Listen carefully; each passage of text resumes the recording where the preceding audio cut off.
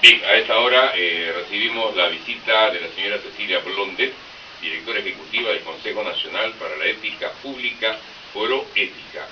Señora Blondet, ¿cómo está? Bienvenida y con gusto de recibirla nuevamente aquí en Radio Nacional. ¿Cómo le va, don Augusto? ¿Cómo le va, don Raúl? Aquí encantada de estar en Radio Nacional.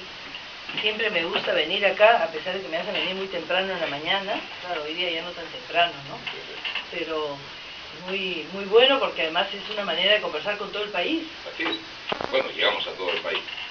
La séptima encuesta nacional sobre percepciones de la corrupción reveló que los resultados de este año, a comparación con los de las ediciones anteriores, muestran principalmente que para los peruanos la corrupción es vista ligeramente debajo de la inseguridad ciudadana como uno de los dos principales problemas. ¿Ha cambiado un poco esto, la percepción? Ha cambiado un poco la percepción, es que la inseguridad ciudadana ha subido muchísimo. Sí, eso más bien. ¿No? Ha habido un alza tremendo y eso es comprensible porque tenemos en este momento un país que es totalmente diferente al país que teníamos en el año 2002. Cuando nosotros hemos comenzado a hacer estas encuestas, hace 10 años, justamente estamos celebrando los 10 años de Proética, las preocupaciones de los peruanos estaban alrededor de la pobreza y el desempleo.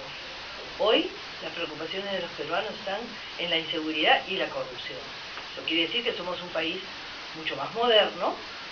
Ha habido efectivamente un crecimiento explosivo, pero muy caótico, económico, y tenemos un Estado que todavía no ha sido capaz de controlar ese crecimiento.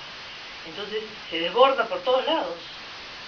¿Cómo percibe la población el caso del gobierno del señor Ollanta Humala con relación a otros gobiernos en la lucha contra la corrupción? Mira, eso es muy interesante, porque a pesar de que esta encuesta está planteando problemas muy serios en diferentes poderes del Estado, en el Ejecutivo y entre los empresarios, a pesar de esa realidad cruda que nos está mostrando de desconfianza de la población frente a sus instituciones, a Ollanta Humala y al gobierno de Ollanta Humala le está dando una ventana de oportunidad y tiene altas expectativas sobre cómo va a situarse frente al tema de la corrupción. Yo creo que esa es la gran novedad, porque en otros momentos hemos tenido también una percepción muy desconfiada de la población frente a las instituciones, lo que hace que simplemente no crean que nada va a pasar, pero tenían una tremenda desconfianza también para el gobierno. En este caso, la diferencia de esta encuesta es la credibilidad que le están asignando al gobierno de Ollanta Humala y por lo tanto la enorme responsabilidad que tiene y el capital político que está adquiriendo el presidente con esta encuesta, ¿no? Yo creo que hay que ir ahora con mucho cuidado para no defraudar, para no frustrar, porque una frustración más estaría trayéndose abajo nuevamente la tenue confianza que se está desarrollando. Sin embargo, hay instituciones, señora Blondet, que han quedado muy mal paradas en esta encuesta, como el Poder Judicial, ¿no? Es percibida como una de las instituciones más corruptas del país. El Poder Judicial, la Policía Nacional, los vecinos, ¿no?, de este lindo local, la Policía Nacional, el Poder Judicial y el Congreso. Son tres instituciones tutelares que están quedando muy mal frente a los ojos de la población en el tema de la corrupción. Ellos son los que deberían salvarnos de este flagelo y sin embargo, fíjense ustedes, más de la mitad de la población en los tres casos considera que son instituciones altamente sobornables además. En el caso del Poder Judicial, si hacemos un desagregado de las cifras, ¿dónde está el punto neurálgico? ¿Por qué la gente de a pie no confía en la administración de justicia en el país? Bueno, porque hay una percepción de que se puede sobornar muy fácilmente al juez, al fiscal, a las personas, al secretario del juzgado, y porque se siente que la justicia no se aplica de manera igual para todos los peruanos. O sea, sí, hemos llegado, disculpa, Raúl, al punto de prácticamente asumir la institucionalidad de la corrupción, porque solamente un 9% de los casos de corrupción son denunciados, o sea, la gente ya no quiere denunciar incluso. Claro, la gente no quiere denunciar porque primero no sabe, o sea, tenemos ciudadanos desinformados.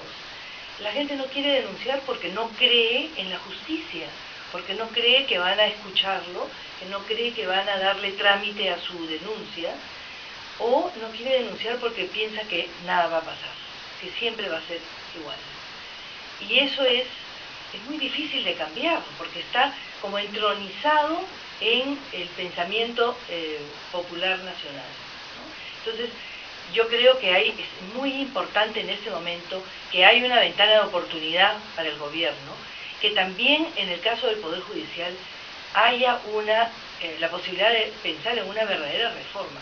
El presidente de la Corte Suprema, el doctor César San Martín, está pidiendo facultades extraordinarias para trabajar junto con el Consejo Nacional de la Magistratura para hacer una verdadera reforma del sistema de control de los jueces en el Perú.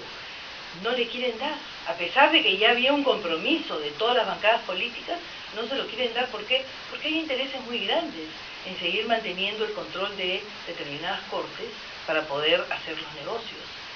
Y esto va de la mano con los empresarios, que simplemente, con una manera muy irresponsable, para hacer negocios, en lugar de apoyar a la reforma del Estado a nivel de la gestión pública, acusando de incompetitividad, simplemente están acostumbrados a pagar y a pagar y a pagar.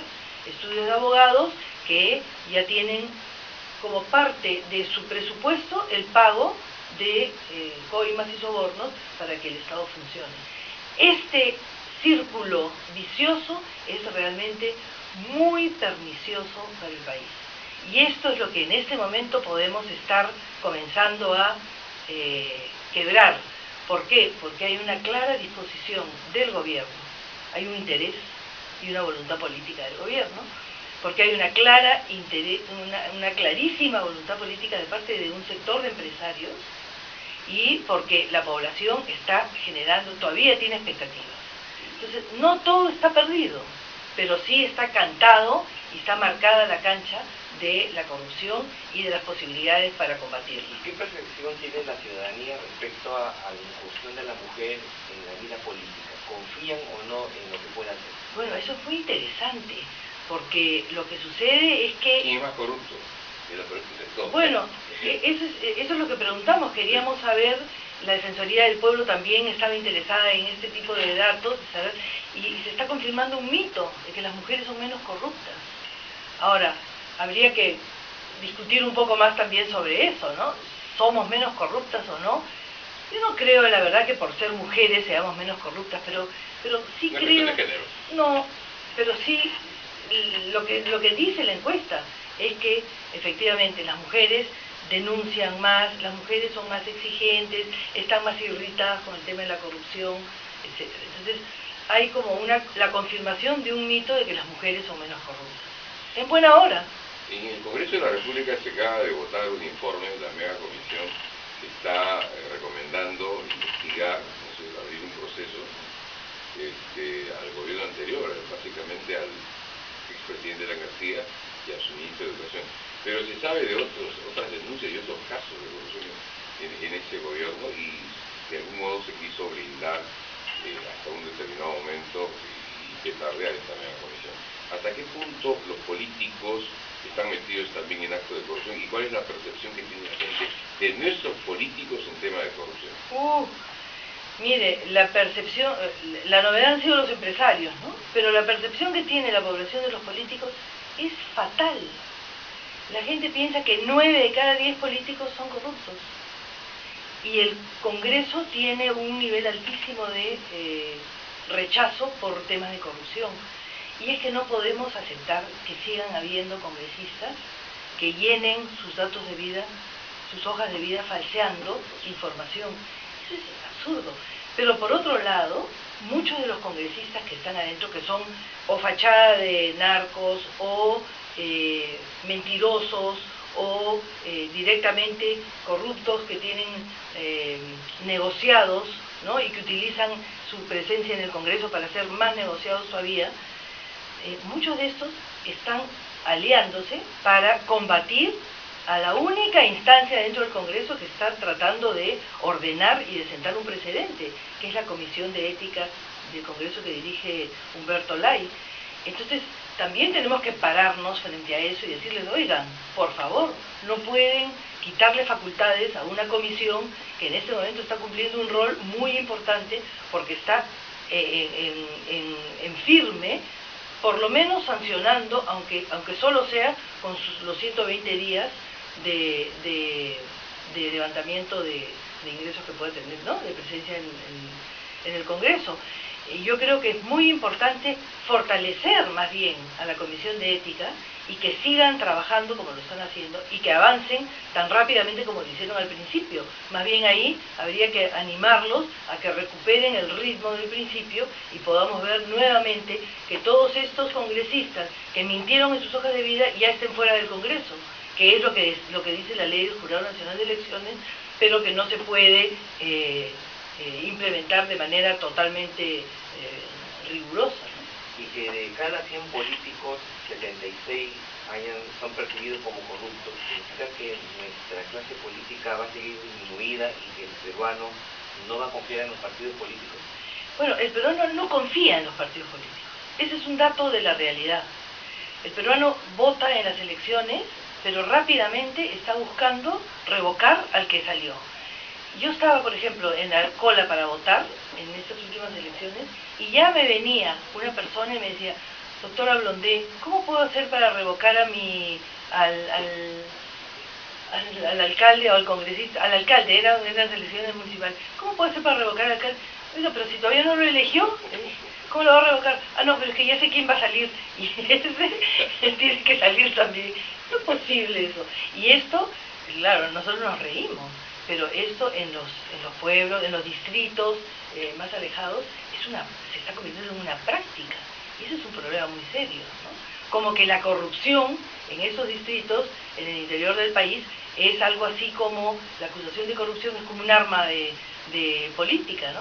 Entonces, yo no quiero que salga don Raúl y lo que hago es comenzar a decir que es un corrupto, que compra esto, que vende esto, que se apropió de la, ¿no? Y entonces genero una serie de suspicacias y menguo, malogro su capital político. Pero lo que es cierto también es que al interior del país también hay un alto grado de corrupción. Y descontrolado, porque siquiera por lo menos acá en Lima los conocemos, los vemos y conversan con temas mediáticos. Al interior... No, al interior se dan situaciones pues en las que se arma una chanchita, vienen las elecciones, se arma una chanchita, por favor, don Augusto, ¿quiere usted participar en mi elección? Yo voy a salir elegida y le prometo esto y esto y esto y esto. Pero claro, ponen su plata, es como una inversión. Lo mismo don Raúl, todos invierten, salgo yo de alcalde o de presidente de la región y después les pago. Qué buen negocio. Y sus propios ahijados, los de don Raúl y los de don Augusto, a su vez están participando y ayudan a poner afiches a la campaña. Y en el momento que yo salgo, yo tengo una cantidad de deudas de gentes a la que le tengo que pagar, pero ya no en dinero, sino en puestos. Entonces es el Estado, el gobierno regional, el gobierno local, para mi propio beneficio y el de mis ahijados y mis parientes. Doctora, el trabajo que está haciendo la mega comisión, investigar las supuestas o presuntas irregularidades cometidas en el primer quinquenio, ¿puede servir como ejemplo para los próximos gobernantes, para las próximas autoridades? Bueno, yo creo que sí, yo creo que es muy interesante lo que estamos viendo, porque además el presidente de la mega comisión está yendo con mucho cuidado y con mucho rigor, y también los diferentes miembros de la comisión, a pesar de que tienen sus diferencias internas, que es lo lógico, ¿no? Me parece que se están conduciendo de manera bastante cuidadosa. Creo que todavía tenemos recién el asunto en relación a un colegio o a un conjunto de colegios. Me parece que hay que ver de qué manera esto se va a ir extendiendo a otros aspectos de lo que fue el gobierno. Pero sí creo, recuperando lo que dice usted, señor don Raúl, sí creo que es muy importante que los presidentes y los equipos de gobierno salgan sabiendo que después van a tener una investigación a fondo. Como el juicio de residencia que había en la época del virreinato, ¿no? No podían regresar a España si no eran enjuiciados acá en su Sudamérica. Exactamente, y que tienen que pasar por eso y que tienen que salir como cuando uno tiene que hacer una auditoría, pues, ¿no? En su empresa o en su institución, es muy importante saber que tiene que rendir cuentas. Eso es lo que se llama rendición de cuentas. Y creo que el presidente García lo entiende así también, por eso cuando lo llaman va. Pero me parece que ahí hay que trabajar de manera muy cuidadosa para que eso no se politice y que efectivamente se convierta en el juicio de residencia, me parece que es una buena figura, o en el mecanismo más importante de rendición de cuentas. Pero cuando se ha hablado en otras épocas de juicio de residencia, los congresistas silbaban y miraban al techo. Claro, porque claro que sí, porque nadie quiere pasar por eso y además, sí, porque hay muchas componentes también en eso. Hay un montón de cosas ahí. Exactamente. Nunca siempre se entiende la vista. Bien, señora Cecilia Blondé, siempre es un gusto conversar con usted. Nos ganó la hora también en esta oportunidad. Le agradecemos el material que nos está trayendo también y en cualquier momento volvemos a conversar. Pues sí, porque es un material grande que no se agota en una reunión. Yo creo que tenemos muchas cosas que conversar en la medida en que vayamos estudiando cada vez más la encuesta.